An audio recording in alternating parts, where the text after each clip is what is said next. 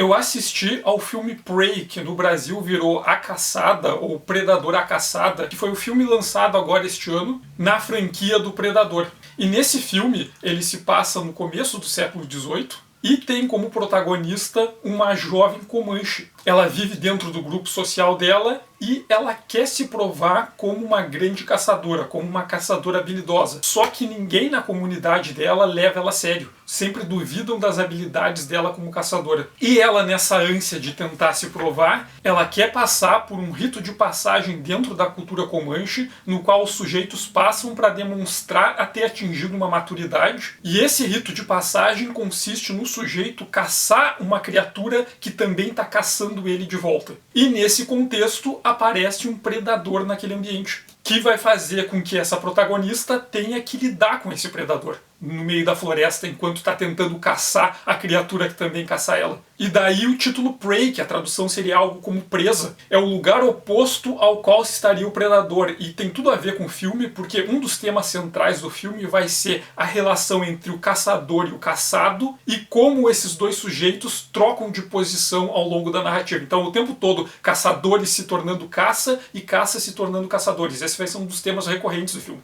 E o filme, em várias questões, ele tenta se aproximar do Predador original lá de 1987 com o Schwarzenegger. Só que várias das reclamações que eu li, que eu vi as pessoas se manifestando na internet, elas estavam centradas num elemento muito específico. O quanto o filme não seria verossímil, o quanto o filme era forçado, porque a protagonista era uma jovem mulher, era uma protagonista feminina, e como essa protagonista feminina demonstrava habilidades de caça e de sobrevivência muito maior do que os caçadores homens da tribo dela, que teriam acesso a uma mesma tecnologia e o mesmo conhecimento básico de caçada e de sobrevivência, mas que seriam homens. E que supostamente esses homens, por serem homens, eles estão mais aptos, eles têm mais habilidades, são mais propensos a questões de sobrevivência e de caçada. E se os homens falharam caçando um predador, não seria uma mulher que ia conseguir caçar o que homens não conseguiram caçar e derrotar o próprio predador, que é um super caçador. Então várias das reclamações em relação ao filme que estão aparecendo na internet é sobre essa falta de verossimilhança, sobre essa forçação de barra, que seria uma mulher demonstrar habilidades de caça e sobrevivência que nem os homens daquela mesma sociedade dela não conseguiriam ter. Porque, segundo essas leituras, os homens seriam biologicamente mais aptos à sobrevivência e à caçada do que as mulheres. E que isso seria algo incontestável.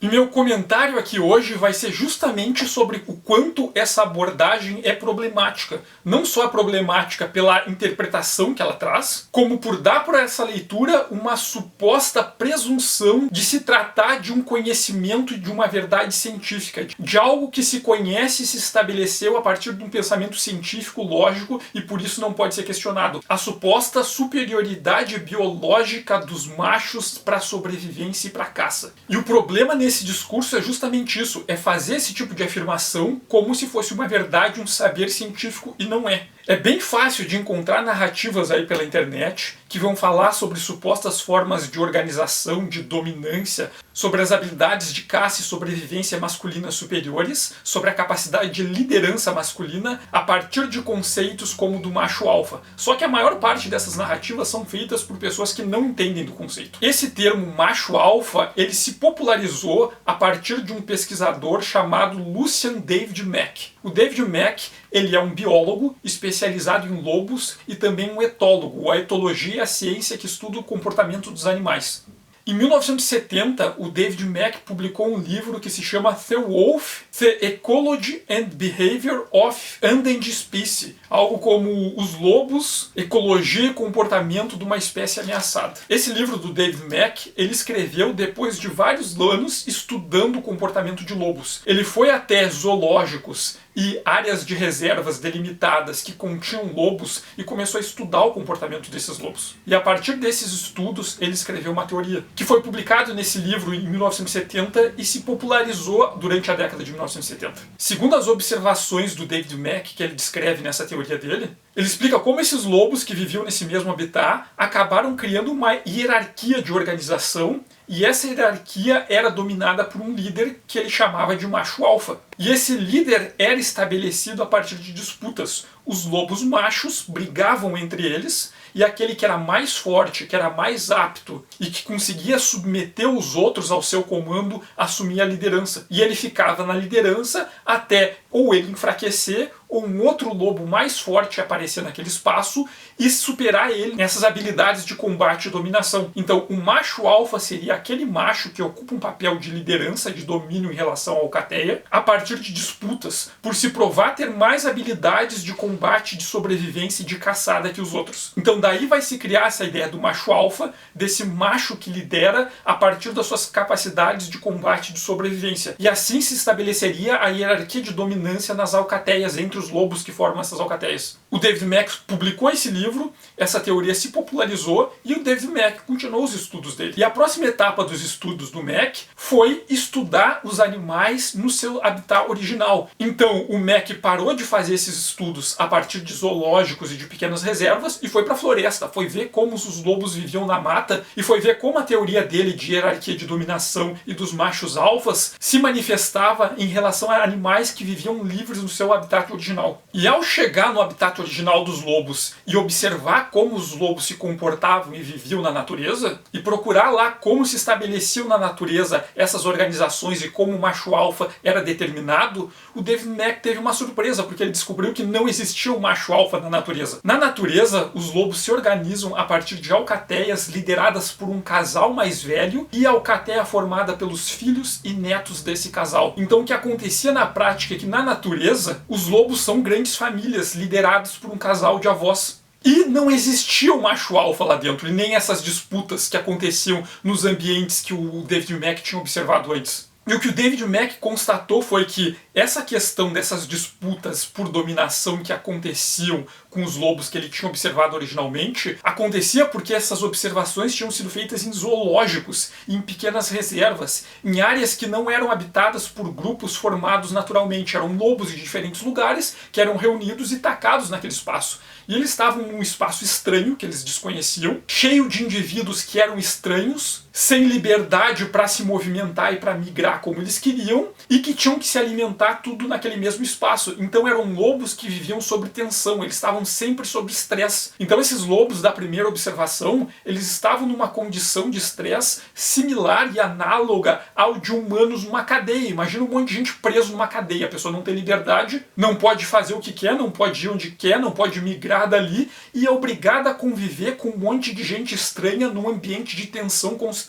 Os lobos confinados nesse espaço, eles acabavam tendo altas tensões e iniciando disputas entre eles, mas isso não era um comportamento natural, isso é um comportamento de exceção por eles estarem numa condição de exceção. No ambiente natural não acontecem essas disputas por dominação, utilizando suas habilidades superiores de caça e de sobrevivência para submeter o resto da alcateia ao seu comando. O que o David Mack concluiu foi que, na natureza, o princípio de organização das alcateias é totalmente outro, que alguns autores, inclusive, vão chamar de teoria do provedor. A ideia de que a liderança entre os lobos ela é estabelecida a partir daquele que tem a capacidade de prover os outros. Aquele que consegue fornecer alimento e abrigo e segurança para os outros, o resto da alcateia passa a confiar nesses indivíduos e reconhecem eles como líderes. E é por isso que a maioria das alcateias se organiza a partir da lógica de família. Existe um casal de avós, o avô e a avó lobo, que viveram mais tempo, têm mais experiência, sabe como encontrar comida, sabe onde se esconder, e eles são seguidos pelos filhos e pelos netos, que respeitam os pais e os avós, porque sabem que os pais e os avós, no momento de tensão, vão alimentar eles e vão proteger eles dos perigos. Então o líder é aquele que provê, aquele que pode fornecer para os outros segurança e alimento. O resto da alcateia reconhece aquilo como liderança. A ideia do macho alfa, do macho com mais habilidade para caçar e para sobrevivência, que automaticamente ganha o respeito e a liderança do grupo, isso não existe na natureza, isso é uma ficção. Quem tem cachorro em casa já deve ter percebido que os cachorros eles têm a tendência a seguir a liderança daquele sujeito que alimenta eles e que dá mais atenção para eles. É a teoria do provedor, ele vê esse sujeito, cuida de mim, me dá segurança e me dá alimento, vou seguir a liderança dele. E é isso que acontece com os lobos de verdade. Então, a teoria do macho alfa, ela é pseudociência, ela é superada. O autor da teoria do macho alfa o David Mack, ele se retratou publicamente. Depois que ele publicou esse livro de 1970, ele publicou vários outros artigos e outros livros em que ele se retrata, ele admite que ele se equivocou, ele admite que ele cometeu um erro e ele traz um monte de embasamento científico, de observações e de estudos que demonstram o próprio erro que ele cometeu. Então não existe macho alfa na natureza. Isso foi um erro causado por um problema no recorte de observação da teoria que gerou esse erro. O próprio autor se retratou. Não existe a ideia do macho alfa. Isso não acontece na natureza. Isso é um fenômeno muito específico, de exceção, que acontece com animais que são presos em um ambiente muito pequeno e vivem em constante estresse. A ideia do macho líder caçador não existe na natureza. Uma outra autora que eu vou trazer aqui é a Donna Haraway. A Donna Haraway, ela é uma historiadora da ciência e uma bióloga especialista em primatas, além de ser uma importante autora do pós-humanismo. Ela tem um artigo que se chama The Contest of Primate Nature, The Authors of Man the Hunter in Field, que a tradução é algo como a disputa pela natureza primata, as filhas do homem caçador em campo. Nesse artigo, ela vai discutir sobre as teorias do homem caçador, que é uma teoria que vai ganhar força ali pela década de 1960, nos estudos de primatas pós-Segunda Guerra. E um sujeito importante que ela aponta para essas teorias é o Sherwood Washburn. O Washburn é um sujeito que ele foi bastante importante para os primeiros estudos da primatologia, quando a primatologia estava se iniciando. Primatologia é a ciência que estuda os primatas, os humanos pré-históricos e as relações entre esses grupos. E ele era de uma área que era antes conhecida como antropologia física e que hoje é chamada de antropologia biológica. E ele vai ajudar a estabelecer essa hipótese do homem caçador, a ideia de que a evolução humana aconteceu, os humanos pré-históricos e as espécies antepassadas humanas, elas se desenvolveram a partir da mudança de comportamento dessas espécies que se tornaram caçadoras. Esses antepassados humanos, eles mudaram a forma como eles se alimentavam, eles passaram a caçar, e para caçar eles tiveram que se adaptar, eles tiveram que desenvolver novas tecnologias e tiveram que desenvolver organizações sociais para isso. Eles tiveram que começar a viver em grupo e desenvolver formas de se organizar e a partir dessas novas organizações estabelecer lideranças. Então, quando os machos humanos pré-históricos começaram a caçar, eles tiveram que se organizar e eles começaram a disputar as lideranças e os comandos dentro dessa estrutura. Então os machos mais aptos, mais fortes, os melhores caçadores, lutavam contra os outros para se impor e mostrar que eles eram os líderes, eles assumirem o comando e eles terem acesso às fêmeas para se reproduzir. Então a ideia de que a humanidade, quando ela passa a caçar, quando os homens humanos pré-históricos começam a caçar, eles têm que se organizar como uma sociedade complexa e passam a disputar as lideranças e as fêmeas. E nisso essas competições entre machos por hierarquia de dominação seriam algo muito similar com a teoria do macho alfa do David Mack sobre os lobos. Então essa hipótese do homem caçador envolve o fato de que o desenvolvimento social humano está relacionado aos machos competirem pela liderança dos grupos sociais. Os machos caçadores lutam e os mais habilidosos, os melhores caçadores, os mais aptos a sobreviverem, vão superar os menos aptos e por isso eles vão se tornarem os líderes do grupo. E as fêmeas que não tinham essa habilidade de caça ficariam numa posição secundária dentro dessa organização social e teriam que aceitar aqueles machos que venceram os machos mais fracos. E uma das provas de que isso era verdade era porque essa teoria ela era muito similar ao que poderia ser observado nos primatas hoje ainda vivos. Então o Washburn e vários dos discípulos dele vão começar a estudar primatas. Um foco vai ser muito grande nos babuínos. Por muito tempo a primatologia vai considerar os babuínos o melhor exemplo para se estudar os humanos, porque o Washburn escolheu os babuínos. E segundo esses estudos, muitos deles vão dizer que toda essa estrutura de competição, de organização social em volta dos machos caçadores e as disputas que os machos tinham dentro do grupo pela liderança era o que determinava como as sociedades dos babuínos se organizavam. E que isso era uma prova de que a sociedade humana também se desenvolvia assim. Só que posteriormente vão aparecer várias críticas a esse modelo. Primeiro que vários desses pesquisadores, eles iam até os babuínos procurando provar a teoria do homem caçador. Eles vão lá mostrar como isso é verdade. Eles já iam intencionados e não de maneira imparcial. E segundo, muitas vezes, para fazer essas experiências, esses pesquisadores eles criavam interferências. Eles iam lá e roubavam alimento, tiravam um macho, inseriam outro macho, eles criavam artificialmente várias tensões para ver como esses machos dos grupos que eles observavam iriam reagir a essas tensões. E a partir desses conflitos que eles geravam, eles observavam as consequências e teorizavam a partir daí. E essas teorias, elas eram usadas de forma análoga para se imaginar como eram as antigas sociedades humanas. Como a sociedade humana se organizou e se desenvolveu a partir desses conflitos, dessas disputas dos machos caçadores pela hegemonia da liderança dos grupos. E o Washburn, ele era um cara bastante influente, ele tinha uma posição de influência na academia e na hora de distribuir cargos, de enviar pesquisadores para assumir funções, ele dava prioridade por seus seguidores, por seus discípulos. Ele colocava os seus discípulos em lugares importantes dentro das academias, dentro das universidades e dentro dos grupos de pesquisa e estudo. O que ajudou a fazer com que essa tese do homem caçador ganhasse força e repercussão, se difundisse por aí. Só que o que aconteceu foi que vários outros pesquisadores posteriormente, inclusive discípulos do Washburn e discípulos dos discípulos do Washburn, que foram estudar em campo animais primatas, começaram a perceber que as coisas que aconteciam não eram exatamente como ele tinha descrito. Tem vários estudos com os macacos langurs que mostram que essas disputas por lideranças, por dominação entre os machos, eles não aconteciam com a mesma frequência e intensidade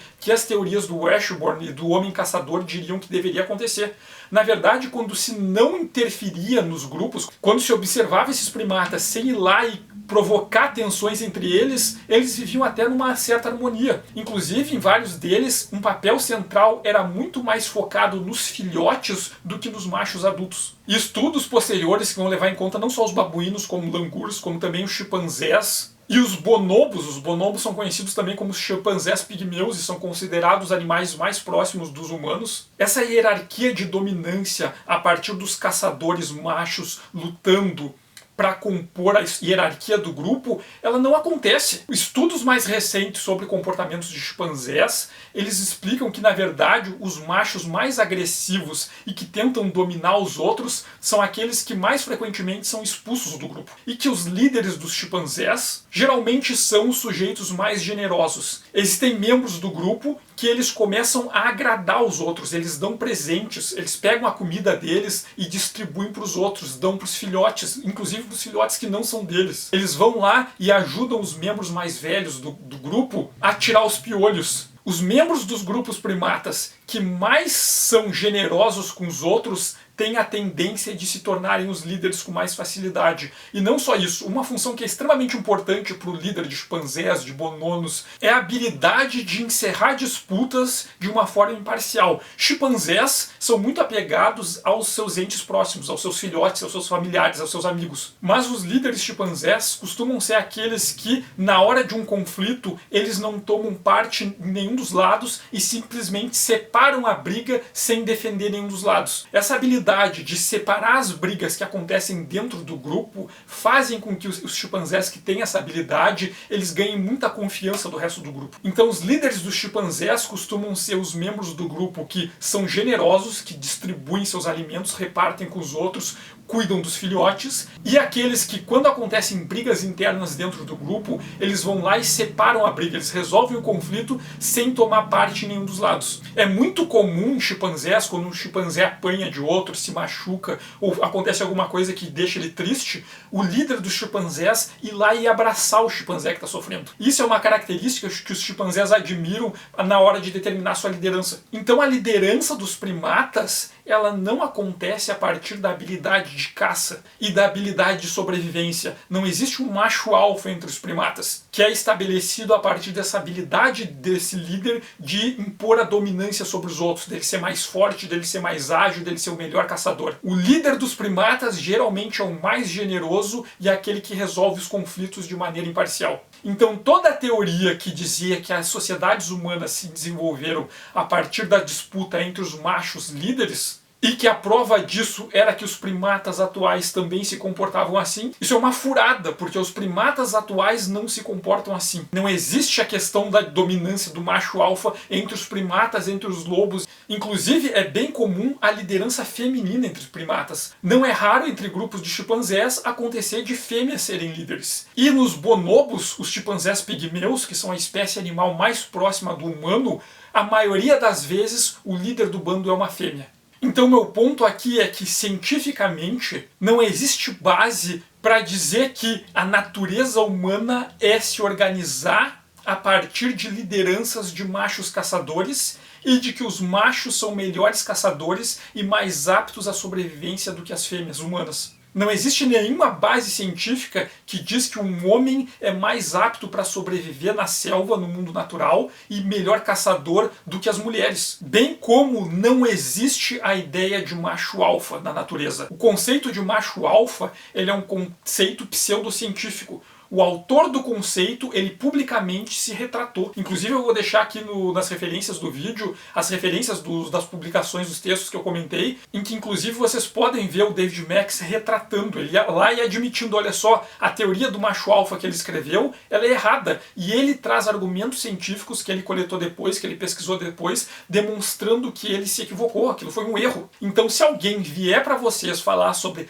porque o macho alfa, porque a dominância do líder macho caçador, isso é tudo pseudociência, isso é picaretagem. Se alguém vier com isso pra vocês, esse cara é picareta. Ou ele não conhece as teorias científicas sobre isso, ou pior ainda, ele conhece e tá mentindo. Porque não tem base científica para falar em macho alfa, em superioridade masculina para caça. E a organização natural dos humanos é o grupo ser liderado por homens caçadores. Isso é balela, isso é picaretagem. E não é só uma questão de opinião. Por isso que eu estou comentando aqui, baseado em pesquisadores científicos, biólogos renomados e especialistas nas áreas, comentando sobre o assunto e trazendo os dados científicos das pesquisas, as informações coletadas em campo. Não existe superioridade dos homens em relação às mulheres em questões de sobrevivência no mundo natural e em habilidades de caça. Quem falar isso, e quem falar isso usando supostas bases científicas, o cara tá mentindo descaradamente ou não sabe do que tá falando. A ideia do macho alfa é bobagem. Tem argumentos que acham que o filme Prey é problemático, tudo bem, aceitável. O problema é usar uma base pseudocientífica para criticar a verossimilhança do filme, para dizer que o filme é forçado, quando não tem ciência nenhuma nessa base. Isso é puro charlatanismo. E eu vou falar, eu também tenho reclamações do filme. Uma das coisas que me decepcionou foi que o começo do filme é falado no idioma comanche, para logo em seguida os comanches começarem a falar inglês. Eu achei que o filme seria muito mais interessante se ele fosse falado em comanche. Mas é uma reclamação que eu faço do filme sobre as decisões para a produção do filme. Não é uma reclamação dizendo que é impossível porque uma mulher nunca poderia caçar melhor do que um homem, porque isso é bobagem. E usar discurso pseudocientífico para afirmar isso é uma bobagem muito maior. Falar que o filme é forçado por isso. A parte que eu achei de fato forçada do filme foi a parte que ela vai fazer uma corda. Porque de manhã tá a protagonista pegando os galhos e descascando os galhos, e na hora do almoço ela já tem uma corda enorme pronta. Quanto tempo leva para fazer uma corda? Para quem viu o Ataque dos Cães, quanto tempo o Benedict Cumberbatch levou para fazer aquele laço ao longo do filme? E ela numa manhã fez uma corda de 8 metros. Então minha função aqui não é para dizer que vocês devem ou que não devem gostar do filme, e sim que vocês devem ficar ligados nesses argumentos pseudocientíficos. Esse discurso de o macho alfa, a habilidade superior do homem para caça. Isso é completamente pseudociência. Isso é falcatrua na argumentação. E o pessoal que vem com esse tipo de argumento deve ser considerado com desconfiança. Minha reclamação de hoje era isso. Peço para quem gostou do vídeo apertar no gostei. Quem puder compartilhar o vídeo, eu agradeço bastante porque ajuda o canal a crescer. Convido quem ainda não segue o canal a seguir para receber as notificações dos próximos vídeos. E lembrem-se que o discurso do macho alfa é uma mentira cientificamente refutada. Obrigado e até o próximo vídeo.